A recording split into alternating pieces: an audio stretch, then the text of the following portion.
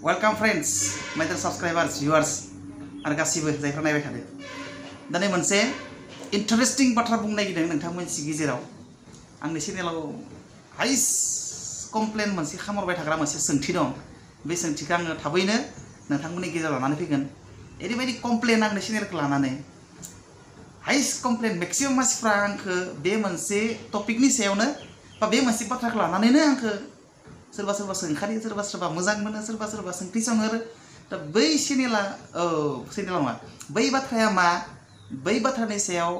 आं नोंथांमोननि सेराव मोनसे भिडिअ लाबोगोन थाबैनो। जिया जा दिनैनि टपिकआ रायज्लायनोसै। दिनैनि टपिकआ जाबाय इउटिउब चेनेल सालायोब्ला इउटिउबाव चेनेल सालायोब्ला माबायदि फैसा आर्जिनो हायो एबा बेसेबां भिउ मोनोबा बेसेबां रां मोनो, साबस्क्राइबार बारायोबा मा मोनो, भिउ बारायोबा मा मोनो, लाइक कमेन्ट डिसलाइक होयोब्ला चेनेलनि मा खहा जायो मा लाब जायो बेनि सोमोन्दै सुंद' जेमान हायो सुंद' बानायनो नाजागोन आं। गिबियावनो नायनि चेनेलाव लाइक्स आरो डिसलाइक होयोब्ला इउटिउब चेनेला मा लक्षण आरो मा लाब जायो। बुंनो नागिरदों आङो इउटिउब चेनेलाव डिसलाइक्स आरो लाइक्सआ मोनसे चेनेलखौ जेबो गोहोम खोख्लैनो हाया।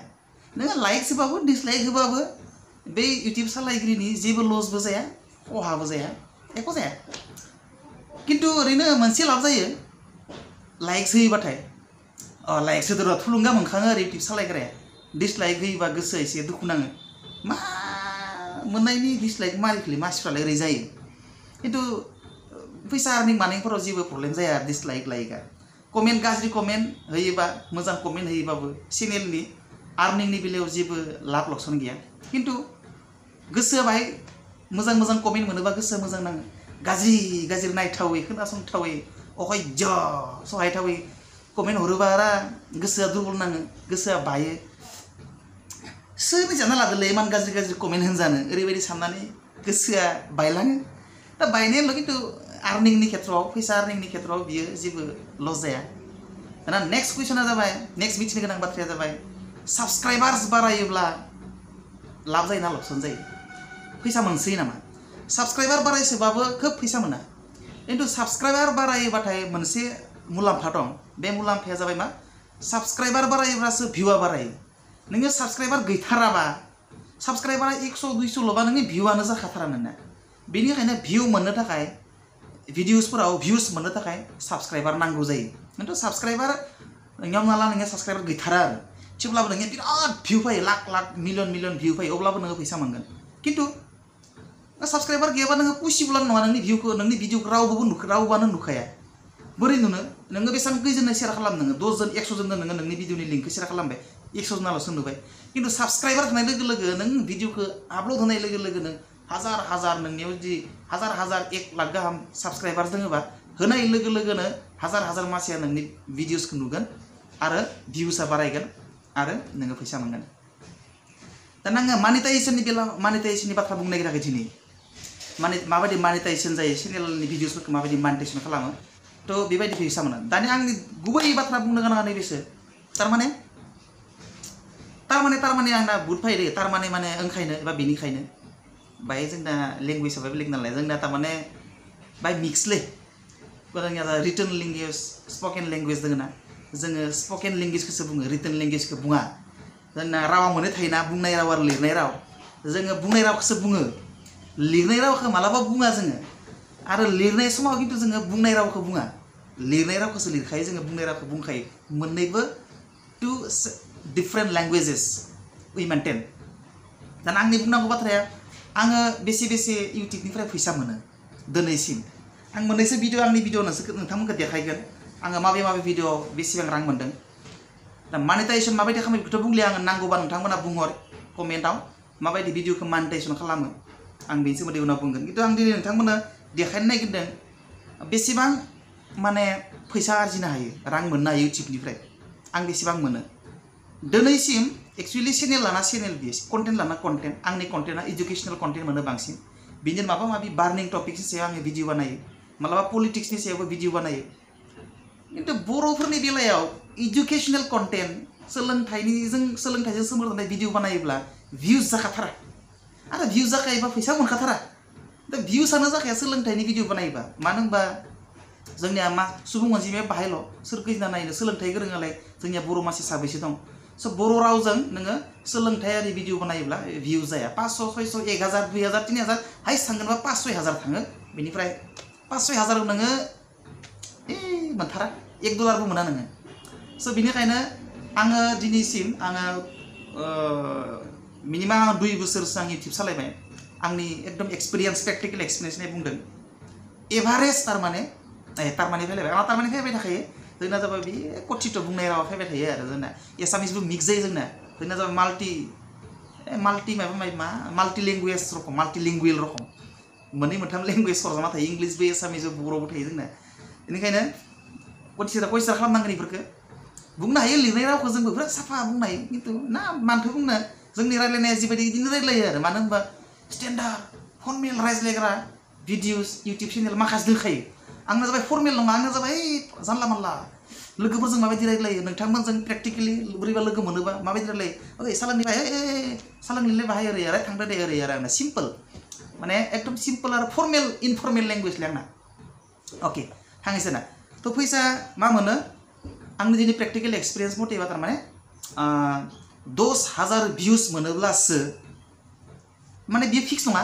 एभारेज गोरोबहैयो आरो 10,000 माने 10,000 नोंथांनि भिडिअआ मनिटाइजेसन जानायनि उनाव मोनसे भिडिअआव 10,000 भिउस मोनोब्लासो $1 मोननायनि चान्सेस थायो एभारेज बिबो मालाबा मोनाबो जानो हानाय मालाबा $0.95 मोनगोन मालाबा $0.50 माने आधा $1 10,000 भिउस मोनोब्लासो एभारेज 10,000 भिउस मोनबानो जे $1 मोनगोन बेबो नङा मालाबा मोनाबो मालाबा बाहाय बाराबो मोनो तारमाने बियो नोंथांनि भिडिअआव फैनाय एडभार्टाइजमेन्टनि सायाव सोनारनानै बे आर्निंआ जायो मायबा दामि बिराद बेसेन गोसा गिदिर फेमास कम्पानिनि एडभार्टाइज फैयोबा नोङो बेयाव बांसिन फैसा मोनो बा बेबायदि आरो माबा सिम्पोल माबा फिसा फिसा कम्पानिनि एडभार्टाइज नों खम फैसा मोनगोन दा बेबायदि मिलायनानै एभारेज मिलायनानै एटलिस्ट 10,000 भिउसआव $1 मोनफ्रामो दै आङो फिक्स बुङाखै नं बियो फिक्स नङा 10,000 भिउस बानो जि $1 फैखागोन बिदिबो नङा मालाबा मोनोबो जेबो खाथि खाला जायो थारो आरो 10,000 भिउसआव $1 बा $1 बाहाय बारो बा $1 बाहाय खमबो जायो बेबायदि आरो फिक्स नङा आरो दा बेबायदि आं बेबायदि आंनिया बेबायदि आरो बयनाबो बिदिनो एक्जेक्ट नङा मालाबा बाहाय बारा मालाबा बाहाय खम मोनो दा नोंथांमोन आं मोनसे एग्जाम्पल खिथिनि जेनेबा आङो नोंथांमोननो देखायनि आंनो मोननैसो भिडिअनि एग्जाम्पल लाना देखायनि आङो दा नोंथांमोन आङो देखायनि आङो रिसेन्टलि बानायनाय भिडिअफोराव आं बेसेबां फैसा मोनदों आर्निं जादों आंना दा हमना ला नैबे जाबाय भिडिअस फैबायनिया आंनि भिडिअसनिफोर आंनि नोंथांमोना स्क्रिनाव नायजागोन नोंथांमोना स्क्रिनाव नायजागोन आं मोनसे भिडिअ सायख'नि हमना ला बाहाय भिउस मोननाय आरो ना बाहाय भिउस मोननाय नैया जेनेबा आं बै धनजित रामसियारिनि सायाव मोनसे भिडिअ बानायदोंमोन आं बेयाव मोनदोंमोन नै नोंथांमोननि नाय स्क्रिनाव 55,000 नि बाहाय बारा आं 50 ग्रोब बुंनो मोजां जानायनि 55,000 भिउस मोनदोंमोन आङो दा बै 55,000 भिउसआव आं बेसेबां आर्निं खालामनो हादों नाय आं नायनोसै नै थांनानै नायनो हायो स्क्रिनाव नाय नोंथांमोना स्क्रिन नायनोसै दाना नैबे आर्निंआव थुबाय थानानै सायाव 28 डेजआव आङो नै थांनाय लास्ट 28 डेजआव $0.57 लसो मोनदों दाना आङो एकदम आङो बे धनजितनि सायाव बानायनाय भिडिअखौ मा तारिखआव आङो बेसेबां तारिखआव आपल'ड होदोंमोन आङो आपल'ड होदोंमोन बेखौ नायना लाग्रोनि नङा होमबा जियानो जा बारा गोबाव जायाखै बेखौ भिउस माबानाया बेखौ आपल'ड होनाया नायनो थेवबो र' बबेयाव नुगोनब्रा गोबाव जागोनलै भिडिअआ गोबाव जाबाय नाय रिसार्चसिंबाय स्ल'आनो एप्रिलाव 16 एप्रिलाव आङो आपल'ड होदोंमोन 16 एप्रिलाव आपल'ड जादोंमोन दिनैसिम बियो 55,000 50खौनो हमनाय मोजां जागोन हिसाबा नाय दिनैसिम बेसेबां मोनखो 50,000आव नायनानै नैबे रिभिनिउ बेयाव मोनसे नुगोन रिभिनिउ इयर इस्टिमेट रिभिनिउ बेयाव 2 बेयाव नैबे लास्ट 20 डेजआव आङो 0.57 आङो रेभिनिउ इनकाम फैदों आंना लाइफ टाइम आं बेसेबां मोनखो नै नायदो बेसेबां मोनदों आङो मथा मथि $4.85 4.85 माने $5 एप्रक्सिमेटलि $5 मोनदों होमबा नै $50 आव 55 मोन 50 खौनो हमबाय आं सुबिदानि मोजांनि थाखाय 50,000 भिउसआव आं बेसेबां आर्निं खालामदों नै स्क्रिनाव नाय माने $4.85 थारमाने एप्रक्सिमेटलि $5 फ्राम आरो होमबा नाय 10,000 आव $1 के जायाखै होमबा 10,000 आव $1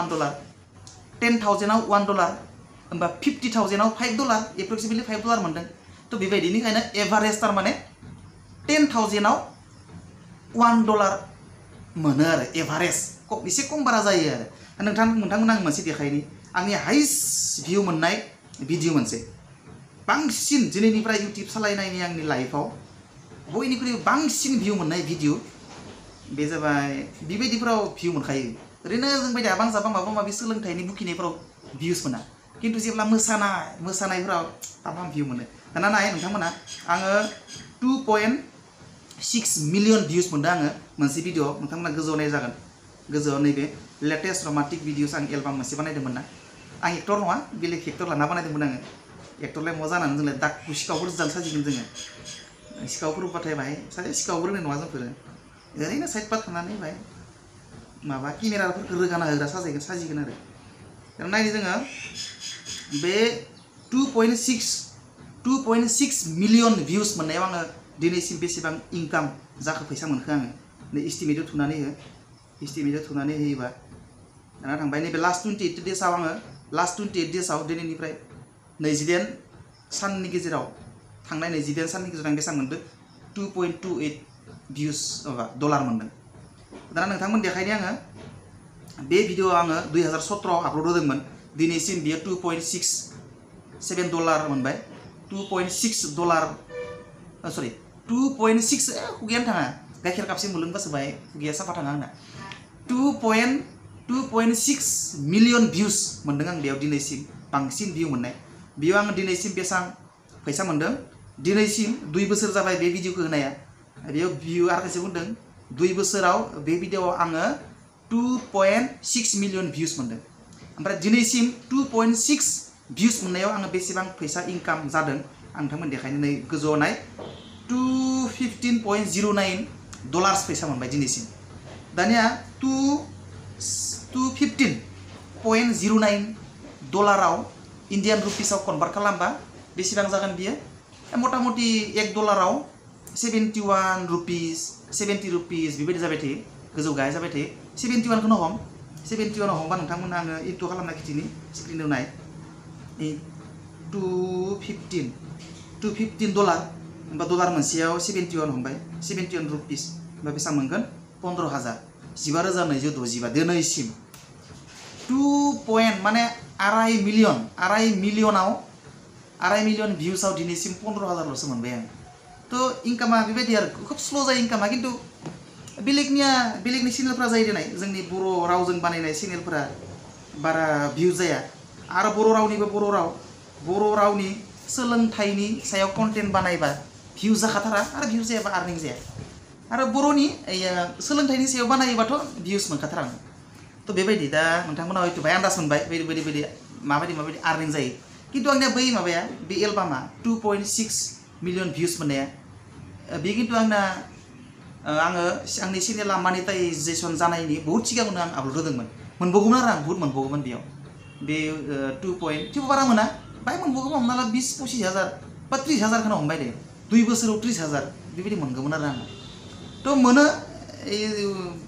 जेनेबा नैबायदि इडुकेसन कन्टेन्ट होआबा आबां जाबां माबा माबि बुखियोबाथाय फैसा मोनो आरो बिराद भिउस जायो नंनाय नङिनि माबा माबि खाराब लेथ्रा होयोबा आरो खिन्थु सिख्ला मानसिफोरा हिन्जावसा मानसिफोरा बाहाय देलायनानै माने मोखाङा माबाबाबो दाउखानि रखम मोखांबाबो बाहाय मोख्रा माखांबाबो बाहाय मेकआप सेकआप लागायनानै इउटिउब चेनेल सालायोबा सिख्ला मानसिफोरा बिसोरनिखि बिराद नायो सिख्ला मानसिफोरनिखौ जोंनिखौ हौवा मानसिफोरनिखौ नाया आरो लांख'बास फैलाय बेनिखौलाय मानो बेलेग गैया बिना सोलोंथाइनिसो ओरै सानो आरो अके उनाव लोगो मोनलायगोन next see you next bye bye